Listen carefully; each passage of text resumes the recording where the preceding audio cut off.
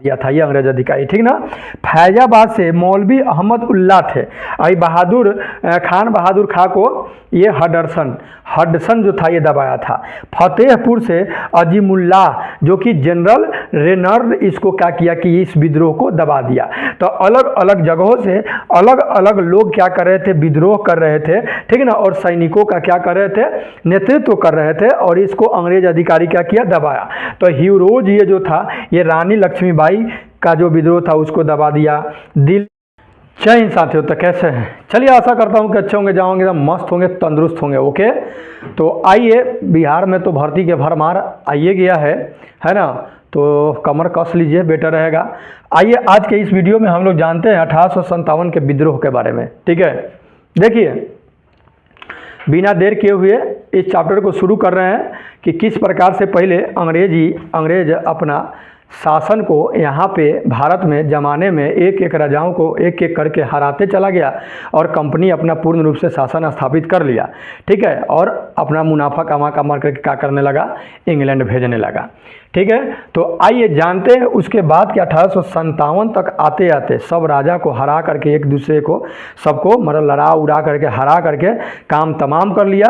अब देखिए, जो 57 की क्रांति है, ये क्रांति जो होगा एक सैनिकों की क्रांति होगा, ठीक ना। तो ये थोड़ा सा उससे हट करके, क्योंकि हमें राजा वजा वाला बात नहीं है।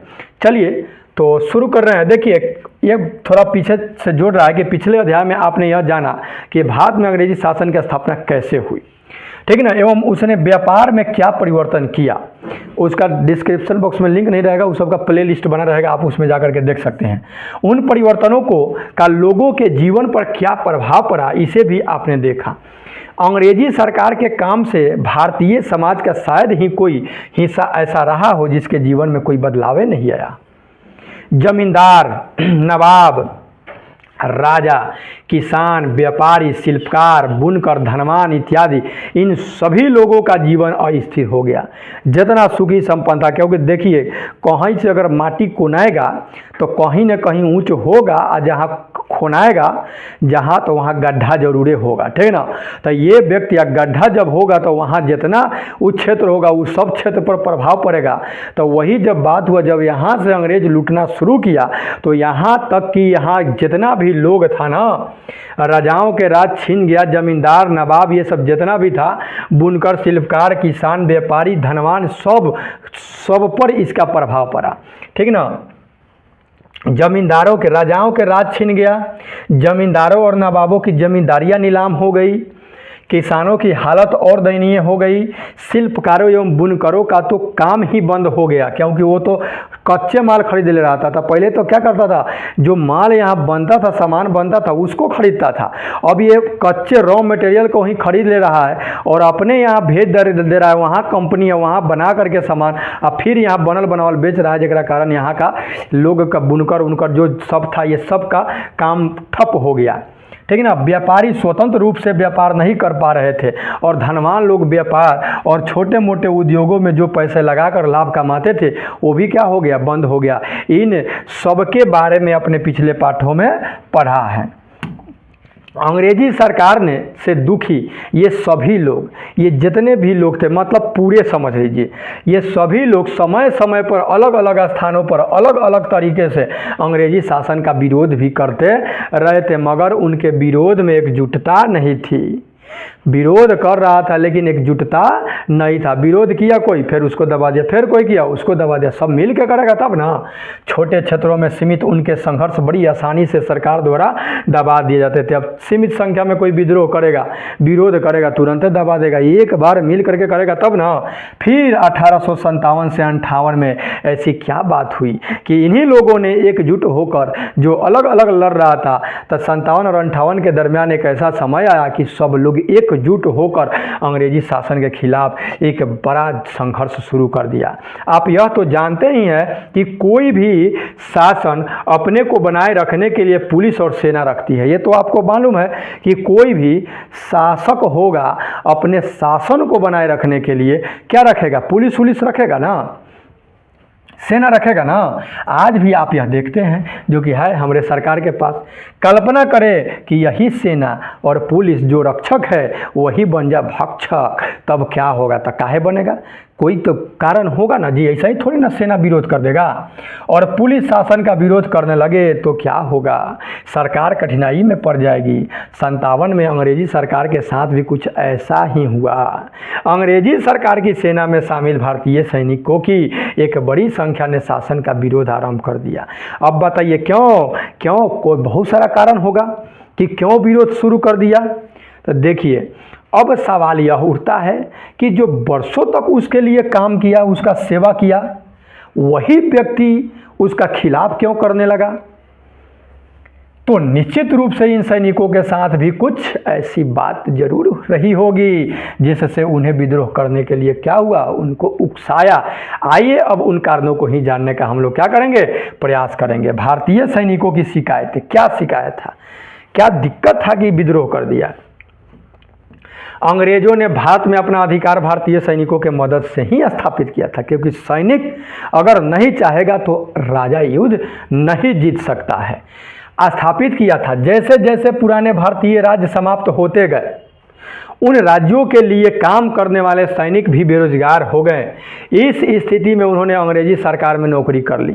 मान लीजिए कि जिस राजा के पास सैनिक था वो राजा ही हार गया, उस राजा को हरा दिया, तो या तो वो सैनिक क्या हो गया है, मतलब बेरोजगार हो गया। तब चाहेगा कि ने मामा से कहना मामा, अरे भाई मान लो अपने राजा के अधीन नहीं थे तो वही राजा है, हमको जीना है, काम करना है, तो चलो इसी के लिए काम किया जाए। तो ये सब अंग्रेज के लिए ये सैनिक में बहाल होने लगा और अंग्रेजी सरकार में ये नौकरी करने के लिए बाध्य हुआ। ये मन से नहीं गया, ये बाध्य होकर के गया, ठीक ना। उनके लिए यह महत्वपूर्ण नहीं था कि राजा कौन है, सीधे वो बात है कि हम सैनिक है तो सैनिक है, हमको काम चलाना है। उन्हें तो सबों के लिए लड़ाई ही लड़नी होती थी। ये भी राजा सैनिक सोचता था कि चाहे अपना राजा के लिए लड़े या हमारे देश का राजा हो, चाहे जहीं का हो, सैनिक तो सैनिक होता है, हमको तो लड़ाई लड़ना है ना। चलो कोई दिक्कत नहीं है, बदले में उन्हें वेतन तो मिलेगा ही। उनके लिए अपना और अपने परिवार का जीवन चलाना ज़्यादा जरूरी था। दिक्कत यही था, मजबूरी यही था। भारत में अंग्रेजी सरकार की सेना में भारतीयों की संख्या काफ़ी अधिक थी और धीरे धीरे करते करते जैसे जैसे राजा को हराते गया वो सब राजा के सैनिक मिलते गया, क्योंकि सैनिक का सोच था कि हमको इसके लिए भी लड़ना ही था, उसके लिए भी लड़ना ही है, हमको बाल बच्चा घर परिवार चलाना ही है, तो चलो इसमें नौकरी किए उसमें नौकरी किए, उससे कोई फर्क पड़ता नहीं है। तो ज़्यादा संख्या में हो गया था। इसमें भी अवध प्रांत के सैनिक सबसे अधिक थे। अवध प्रांत जो था उस प्रांत के सैनिकों की संख्या अंग्रेजी सरकार में ज़्यादा थी। अंग्रेजी सेना में काम करने वाले भारतीय सिपाही खुश नहीं थे। उन्हें अंग्रेज सिपाहियों की अपेक्षा बहुत कम वेतन मिलता था। अब मान लीजिए कि आप बिना न्योते के पहुंच जाइएगा तो आपको क्या लग रहा है, इज्जत मिलेगा, कुर्सी मिलेगा? नहीं मिलेगा, है ना। तो ये व्यक्ति लोग मजबूर होकर के ना उसमें गए थे। उसके पास तो सेना था ही, वो जितना सेना था प्रशिक्षित था, उसी सेना का हाथ बटा करके मतलब मदद लेकर के ये पूरे पर अपना साम्राज्य का विस्तार कर लिया और पूरे अपने कब्जा में ले लिया। तो आपकी मदद तो लिया ही नहीं हो, तो सीधी सी बात है कि आपको वेतन देगा होगा नहीं। कम देता था लेकिन देता था, जबकि काम वे बराबर ही करते थे, काम बराबर करवाता था, अब वेतन कम देता था। वही अंग्रेज जो था उसको ज़्यादा मिलता था। अंग्रेजी सेना में एक भारतीय पैदल सिपाही को, उस टाइम अंग्रेज सेना में जो भारतीय पैदल सिपाही जो रहता था ना उसको 7 रुपया मिलता था, घुड़सवार सिपाही को 27 रुपया मिलता था, ठीक ना। दूसरे भारतीय सिपाही चाहे कितना भी अच्छा काम करे, उन्हें हवलदार या सूबेदार से ऊंचा पद नहीं दिया जाता था। उतने पर उसको क्या कर दिया जाता था, सीमित कर देता था। ये दोनों पद काफ़ी छोटे होते थे, हवलदार और सूबेदार कोनो पद हुआ, बस उतना ही पर ये चाहे कितना हो आपके अंदर टैलेंटी हो, कितना हो जी जान आप लगा दीजिए उस कंपनी के लिए। एक फिल्म आया था ट्रिपल आर आया था ना, ट्रिपल आर में भी उस प्रकार से एक सैनिक था भारतीय जो पूरा जी जान लगा करके लड़ रहा था उसके लिए, ठीक ना। लेकिन उसका बाद में तो पासा पलट गया। सेना के सारे बड़े पद अंग्रेजों के लिए सुरक्षित होते थे। सेना के लिए बनाए गए नियमों से भी वे खफा थे। आज सेना के लिए जो नियम कानून बना के रखा था अंग्रेज ना भारतीय सेना के लिए, उससे भी सेना सब क्या था, खफा था, नाराज था। नए नियमों के अनुसार भारतीय सैनिकों को दूसरे देशों के साथ होने वाले युद्धों के लिए समुद्र पार भी जाना होगा। अब मान लीजिए कहीं दूसरे जगह का युद्ध करना है तो वहाँ भी सैनिक को भेजेगा। सैनिक को तो कहीं भेज सकता था, लेकिन ऐसा प्रावधान किया गया। वो मतलब ये नियम बनाया कि हाँ भाई कहीं भी भेज सकते हैं, समुद्र पार भी। लेकिन दिक्कत ये था कि यह धार्मिक मामला था। क्या धार्मिक मामला था भाई? यह कानून 1856 में बना था। हिंदू धर्म में उस समय समुद्र पार करके दूसरे देशों में जाने को लोग पाप मानता था। उसके मायने भले वो पाप है कि नहीं है वो अलग बात है, लेकिन उसके माइंड में बैठा दिया गया था कि समुंदर पार करके अगर जा रहे हो तो समझ लो कि यह पाप का काम है, ठीक ना। पाप मानता था। इसके अतिरिक्त अंग्रेज अफसर और सिपाही भारतीय सैनिकों के साथ बहुत अपमानजनक व्यवहार भी करता था। उसके साथ कोई रिस्पेक्ट नहीं था, सब गलत व्यवहार इस सैनिक के साथ करता था। आज ही के तरह उस समय भी अधिकांश सिपाही किसान परिवार से ही आते थे। और उस समय भी आज के ही तरह, क्योंकि बड़े लोग का बेटा थोड़ी सैनिक में जाएगा भी तो बड़े बड़े पद पर जाएगा, ठीक ना। ये सब मतलब कि जो लड़ने उड़ने वाला होगा इधर से उधर, तो क्या करता है लोग, पैसा के चलते ही जाना पड़ता है। किसान परिवार से ही आते थे। जब अंग्रेजों की नई भूमि व्यवस्था में किसान बर्बाद होने लगे थे तो सैनिकों पर भी इसका प्रभाव पड़ा था। अब नहीं होगा। जब मान लीजिए किसान बर्बाद, किसाने के लड़का सैनिक में गया है और जब उसके किसान के साथ ही ऐसा हालत किया जा रहा है तो क्या वो खुश रहेगा? अब किसी का बेटा किसान है और उसका बेटा सैनिक में है, युद्ध लड़ रहा है, यहाँ किसान की स्थिति खराब कर दिया, इसके पिता का स्थिति खराब हो गया, तो क्या करेगा वो? सरकार से मतलब खुश रहेगा कि नाराज़े ना रहेगा जी? ये तो कैसे कैसे हो गया है। अच्छा चलिए, ये आगे डिटेल मिल जाएगा ये इसके बारे में। अतः अंग्रेजी नीतियों से सामाजिक जीवन में जो बदलाव आ रहे थे, सैनिक उससे सीधे तौर पर प्रभावित हो रहे थे। ये सब कारण है कि सैनिक आखिर क्यों विद्रोह किया, यही सब डिटेल है। अगर डिटेल जान रहे हैं तो बाद में आप शॉर्ट कुछ इसे घुमा फिरा के क्वेश्चन देगा तो आप बना सकते हैं, क्योंकि अब जितना भी क्वेश्चन पूछता है बीपीएससी वाला सब कंसेप्ट पर आधारित पूछता है, सोझौका क्वेश्चन नहीं पूछेगा। 1856 में एक अंग्रेज अधिकारी गवर्नर जनरल लॉर्ड डलहौजी से सेना के समाज से जुड़ाव को स्पष्ट करते हुए कहता है कि हमारी सेना देश के किसानों के बीच से बनी है। ये कह रहा डलहौजी कि हमारी सेना जो है ना किसानों के बीच से ही बनी हुई है। किसानों के कुछ अधिकार है, यदि इन अधिकारों का हनन हुआ तो हम ज़्यादा दिनों तक सेना पर भरोसा नहीं कर सकेंगे। जिसके भरोसे हम युद्ध लड़ते हैं, अगर वही हमसे खपा है, नाराज है, तो हम ज़्यादा दिन तक टिकेंगे उकेंगे नहीं। यदि आप भारतीय जनता की संस्थाओं पर आघात करेंगे तो सेना भारतीय जनता की हमदर्द हो जाएगी, क्योंकि वह इसी के बीच से तो बनी है ना। किसी व्यक्ति के अधिकारों का हनन का मतलब है किसी न किसी सैनिक के अधिकारों का हनन। ये बात समझ रहा था डलहौजी, क्योंकि हर सैनिक किसी न किसी का या तो बाप होता है या बेटा या भाई या दूर का कोई रिश्तेदार होता है। देखिए दिमाग लगाया था, सब बहुत तेज था ना, तभी तो शासन प्रणाली अपना लिया। इसी समय इन सैनिकों के सामने एक बड़ी समस्या आई। पर क्या समस्या था भाई? यह समस्या थी नए किस्म की एक राइफल आया था, इनफील्ड, ठीक ना, इनफील्ड राइफल। ये जो इनफील्ड राइफल नया किस्म के जब लाया वो, इस राइफल के जो कारतूस था ना, उस पर कागज का एक मोटा खोल चढ़ा होता था, कूट के तरह।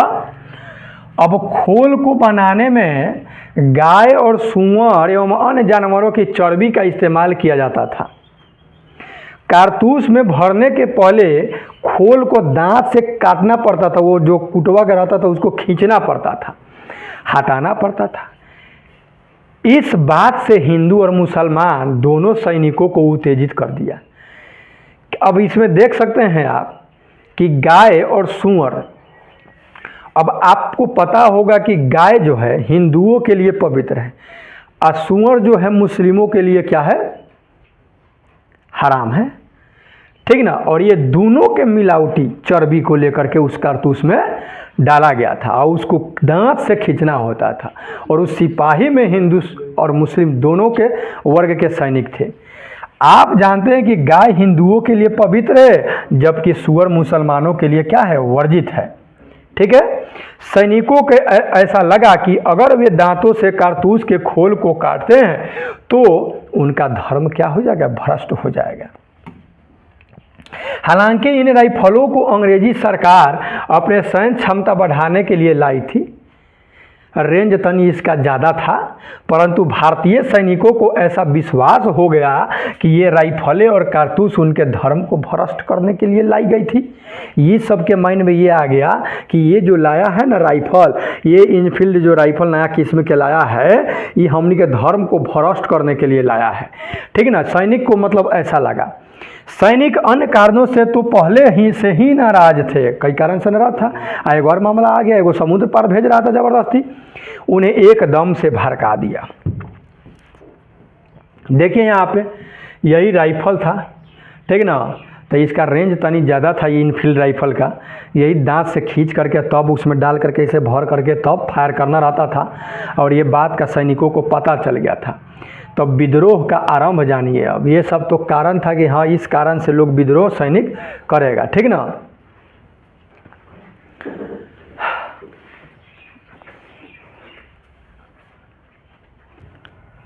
मार्च 1857 में, अब सुनिए, बैरकपुर छावनी के एक युवा सिपाही, याद रखिएगा बैरकपुर छावनी का था, ठीक ना, मंगल पांडे ने नए कारतूस और राइफल को लेने से इनकार कर दिया। दबाव डालने पर उसने अपने अफसर पर हमला कर दिया। जब दबाव डाला लेने के लिए तो अफसर पर हमला कर दिया, तो उसे गिरफ्तार करके तुरंत फांसी पर लटका दिया गया। इसके कुछ दिनों के बाद मेरठ छावनी के 90 सैनिकों ने भी ऐसा ही किया। उन्हें भी गिरफ्तार कर लिया गया एवं 10 वर्षों की सज़ा सुनाई गई। इस घटना ने उस छावनी के जितना भी भारतीय सैनिक था उस सबको भड़का दिया। याद करते चलिएगा, तारीख भी पूछता है। 10 मई 1857 को उन्होंने पूरी छावनी में विद्रोह कर दिया। उन्होंने अपने साथियों को छुड़ाया, अपने अफसरों की हत्या कर दी एवं शस्त्रागार लूट लिया जहां शस्त्र को रखा जाता था। उन्होंने छावनी से निकलकर मेरठ शहर में भी अंग्रेजों और उनके समर्थकों के साथ लूटपाट की। सैनिकों ने सरकारी खजाने को भी अपना निशाना बनाया। फिर वे दिल्ली की ओर निकल गए। दिल्ली पहुंचकर उन्होंने शहर में लूटपाट मचाते हुए अंग्रेजी सरकार के प्रशासनिक केंद्रों को ध्वस्त करते हुए पूरे शहर में अराजकता की स्थिति बना दी तथा अंग्रेजों के नियंत्रण से दिल्ली शहर निकल गया। ये सब गर्दा छुड़ा दिया। इन विद्रोही सिपाहियों ने मुगल बादशाह को अपना नेता घोषित किया। अब बुढ़ा आदमी को नेता घोषित कर रहा है सब, ठीक ना। देखिएगा उसका नाम का है, यही है, द्वितीय तृतीय करता है बहादुर शाह जफर। ये जो बहादुर शाह जफर जो है ये बुढ़ा हो गया, ये अब कथी करेगा, ये मुगल बादशाह, अंतिम मुगल बादशाह ये है, ठीक ना, ये वाला, ये बुढ़ाऊ। ये सब सिपाही सब जा करके इन्हीं को क्या किया कि अपना बादशाह नेता घोषित कर दिया तथा अंग्रेजी सरकार के विरुद्ध उन्हीं के निर्देश में संघर्ष चलाने का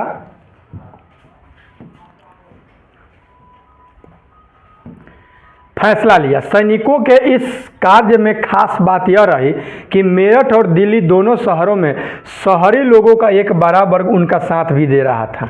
ये बहादुर शाह जफर, जिनको द्वितीय भी कहा जा सकता है, मुगल बादशाह और अंतिम मुगल बादशाह हैं, ठीक ना, ये बच गए हैं।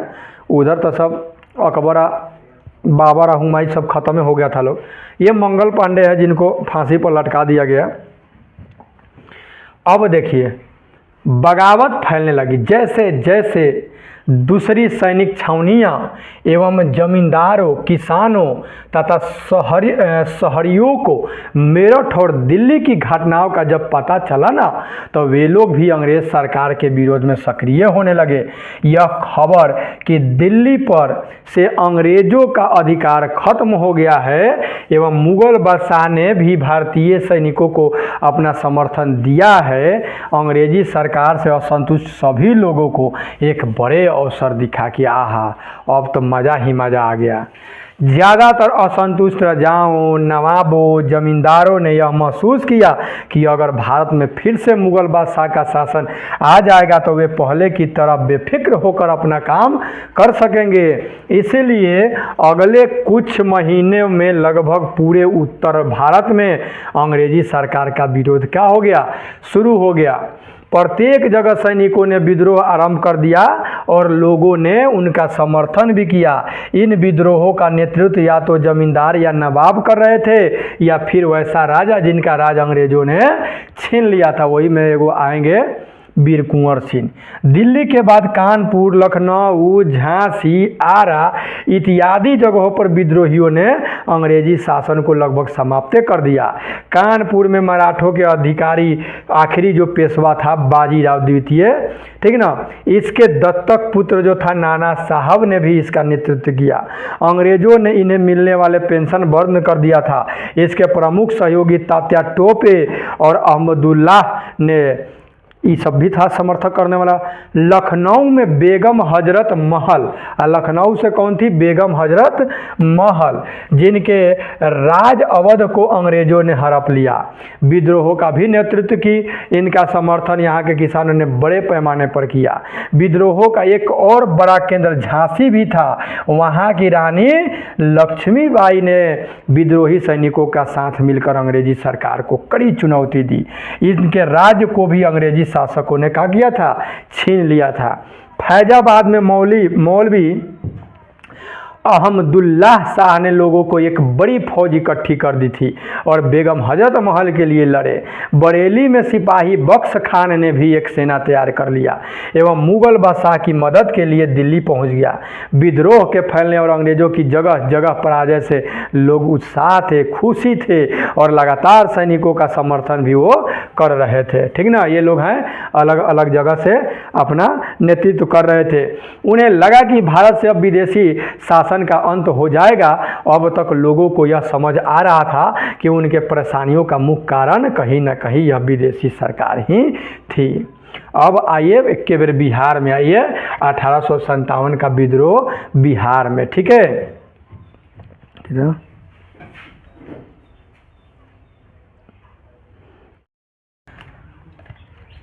अब चलिए ये जान लीजिए कि कौन किस जगह से 1857 के क्रांति में विद्रोह कहिए, क्रांति मत कहिए, लड़ा और उसको कौन अंग्रेज अधिकारी था उस विद्रोह को क्या किया कि दबाया। ठीक ना, देखिए दिल्ली से आपका इसको हैंडल करने वाला था बहादुर शाह जफर, या वही कहिए बहादुर शाह जो द्वितीय। ये बख्श खां, ये दो आदमी जो थे मुख्य रूप से बहादुर शाह जफर, याद रखिएगा, दिल्ली से 11 या 12 मई 1857 का विद्रोह का तिथि था, वहाँ विद्रोह हुआ। इसमें निकलसन जो था, निकलसन ये मारा गया एवं हंडरसन ये विद्रोह को दबाने वाला था। ठीक है, ये इसमें निकलसन जो था ये मारा गया। ये दोनों मिल करके इस विद्रोह को दबाया। जब यहाँ से विद्रोह किया बहादुर शाह जफर, बख्श खां, ये सब सैनिकों का नेतृत्व कर रहे थे दिल्ली से, जिसमें 11 और 12 मई का तारीख था 1857 में। इसमें निकलसन जो था ये मारा गया एवं हडरसन, ये दो ग्रुप मिल करके इस विद्रोह को दबाया था। ठीक ना, विद्रोह दबाने का तिथि जो है 21 सितंबर 1857 को। ठीक है, कानपुर में जो नाना साहब थे वहाँ से विद्रोह कर रहे थे, जिनको धुंधु पंत भी बोला जाता है। तात्या टोपे सेनाओं का नेतृत्व कर रहे थे कानपुर से। 5 जून 1857 का विद्रोह का तिथि था। कैंपबेल जो था इस मतलब विद्रोह को दबाया और विद्रोह दबाने का तिथि 6 सितंबर 1857 ईस्वी को, जो आपका कानपुर में नाना साहब और तात्या टोपे जो विद्रोह शुरू किए थे, ठीक ना, उसको कैंपबेल का किया कि 6 सितंबर को दबा दिया। लखनऊ से बेगम हजरत महल कर रही थी, 4 जून 1857 को विद्रोह शुरू की थी, जिसको दबाने वाला अंग्रेज अधिकारी था हेनरी लॉरेंस, ये मारा गया उसमें, और कैंपबेल था। मार्च 1858 में इसको दबा दिया गया। ठीक, झांसी से रानी लक्ष्मीबाई थी, वो जून 1857 को विद्रोह शुरू की थी, इसको ह्यूरोज, ठीक है ना, ये कौन दबा दिया था? ह्यूरोज इस विद्रोह को दबा दिया। 3 अप्रैल 1858 को यह विद्रोह दब गया। इलाहाबाद से लियाकत अली थे, ये 1857 के भी, डेट पूरा कंफर्म नहीं है। कर्नल नील क्या किया कि इसको दबा दिया, ठीक है। जगदीशपुर से बाबू वीर कुंवर सिंह थे, बरेली से खान बहादुर खा था। अब बाबू वीर कुंवर सिंह जो थे ना जगदीशपुर से, इसको विलियम टेलर और विंसेंट आयर जो था ये दबा दिया था, ये अंग्रेज अधिकारी, ठीक ना। फैजाबाद से मौलवी अहमद उल्ला थे, आई बहादुर खान बहादुर खा को ये हडसन जो था ये दबाया था। फतेहपुर से अजीमुल्ला जो कि जनरल रेनर, इसको क्या किया कि इस विद्रोह को दबा दिया। तो अलग अलग जगहों से अलग अलग लोग क्या कर रहे थे? विद्रोह कर रहे थे, ठीक है ना, और सैनिकों का क्या कर रहे थे? नेतृत्व कर रहे थे, और इसको अंग्रेज अधिकारी क्या किया? दबाया। तो ह्यूरोज ये जो था ये रानी लक्ष्मीबाई का जो विद्रोह था उसको दबा दिया।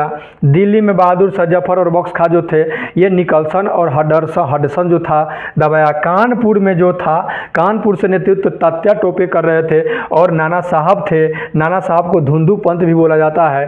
कैंपबेल इसको क्या किया था? दबा दिया था। लखनऊ से बेगम हजरत महल थी, ये हेनरी लॉरेंस, ये ऐसे मारा गया ये चुट्टा, लेकिन कैंपबेल ये सब जो था ये क्या किया कि दबा दिया। रानी लक्ष्मीबाई जो थी ये ह्यूरोजवा इसको दबा दिया, ठीक है। हैदराबाद लियाकत अली थे, जगदीशपुर से बाबू वीर कुंवर सिंह थे, बरेली से खान बहादुर खा था, उस तरह से फैजाबाद से मौलवी अहमद उल्ला और फतेहपुर से अजीमुल्ला, ये अलग अलग जगह से अलग अलग लोग क्या किए थे? विद्रोह किए थे 1857 की क्रांति में, ठीक ना। और अलग अलग ब्रिटिश अधिकारी क्या किया कि इस विद्रोह को दबाने में क्या हुआ? सफल रहा, ठीक है। तो अगले वीडियो में हम लोग क्या करेंगे? जानेंगे कि 1857 का विद्रोह जो बिहार से बाबू वीर कुंवर सिंह कर रहे थे उनके बारे में हम लोग जानेंगे, ठीक है। तो मिलते हैं नेक्स्ट वीडियो में, तब तक इजाजत, take care and good bye. Video अगर अच्छा लगे तो आपका काम है लाइक वाइक करना, चैनल को सब्सक्राइब करके बेल आइकन को प्रेस करना, ओके।